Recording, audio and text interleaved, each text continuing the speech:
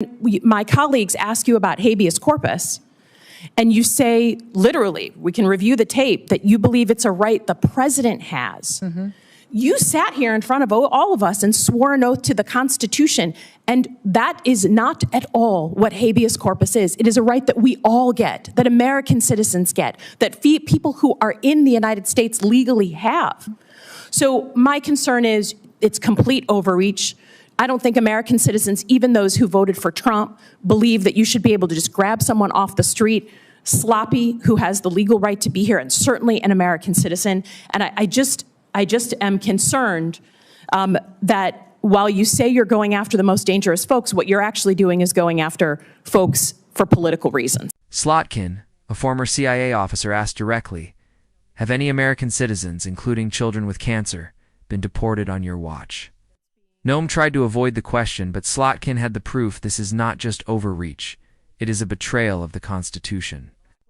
If you believe in civil rights, due process, and real national security, not political theater, hit subscribe now and let us get into it. Thank you, Chairman. Thank you for being here. You know, Michigan's a border state, so we need each other. We have a very big bridge that's being inaugurated, ribbon cut in September. We need that to be fully staffed. We have a lot going on in Michigan as a northern border state, so we need each other. But what I'm concerned about is that you've taken the mandate to close off the border beyond going after, as you say, the, quote, most dangerous illegal immigrants. I'm a CIA officer. I worked my entire life to protect the homeland. If someone's here illegally, they need to not be here. They've committed a crime by being here. They need to go back to wherever they're from. But my concern is that either through sloppiness or intent, you have gone far beyond going after the, quote, most dangerous illegal immigrants and gone into legal immigrants who were given the ability to be here, and even American citizens. And when I think about that, you know, there are lots of people in this country, including me, who have families who fled this kind of environment where they have no rights, where they have no due process, where they don't have habeas corpus.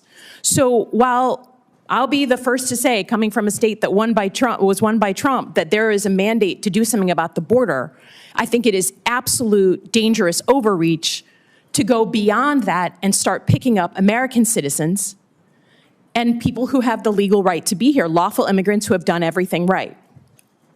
So first and foremost, do you acknowledge that your department has made some mistakes, any mistakes, in going after either American citizens or legal immigrants here in the time that you've been in office?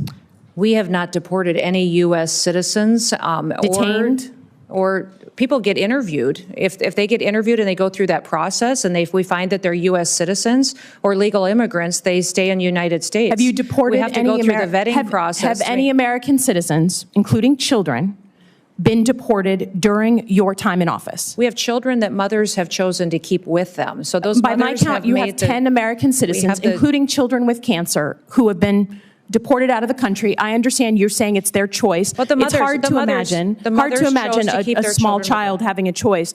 But have you gone after legal immigrants? Again, your standard in your opening statement was the most dangerous illegal immigrants. Does that include PhD students and master's students at colleges across the country, unarmed? Are they the most dangerous illegal when they have status and no weapons? I don't decide who gets status through a student program. The Department of State decides that, and we enforce it. Oh, come on. That's what our Department of Homeland Security does. I just would offer that, again, I have no qualms with going after folks who are here illegally. That is not my concern. That was part of my job, was to prevent people from coming here illegally in a former life. My concern is you're sending a chill down the spine of America by going after people who either have legal status or American citizens. And when my colleagues ask you about habeas corpus, and you say, literally, we can review the tape, that you believe it's a right the president has, you sat here in front of all of us and swore an oath to the Constitution, and that is not at all what habeas corpus is. It is a right that we all get, that American citizens get, that people who are in the United States legally have. So my concern is it's complete overreach.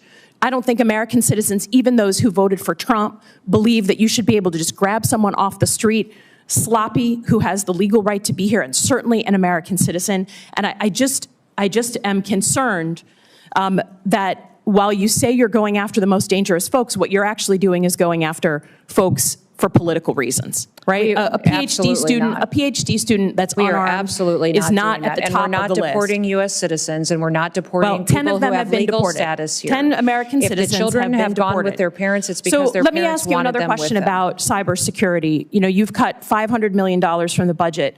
What specific programs are you cutting? Because there are programs that really aid states and locals that we depend on for cybersecurity. And we know that right now, while we may have good security in the federal government, if you are a local state official, you're depending on the federal government. So have you cut the ISAC program, the program to states and locals on cybersecurity? The president's recommended budget has a reduction in $491 million. Does it cut that program? I've heard the talking point. And what it's doing is putting CISA back on mission. And it's ensuring that cybersecurity is going to be strengthened. You cannot say it's the most cyber secure administration if you're cutting the program to my state and to your state. It will be. If you look on record, that's what you've cut. I yield back. Time has expired. Senator Hawley. Thank you very much, Mr. Chairman. Secretary Noem, good to see you. Senator Slotkin opened with a clear warning: Michigan is a border state, and yes, immigration enforcement matters, but what DHS is doing now is not about stopping dangerous criminals. It is about detaining legal immigrants and even deporting U.S. citizens. Slotkin asked directly, have any American citizens been deported?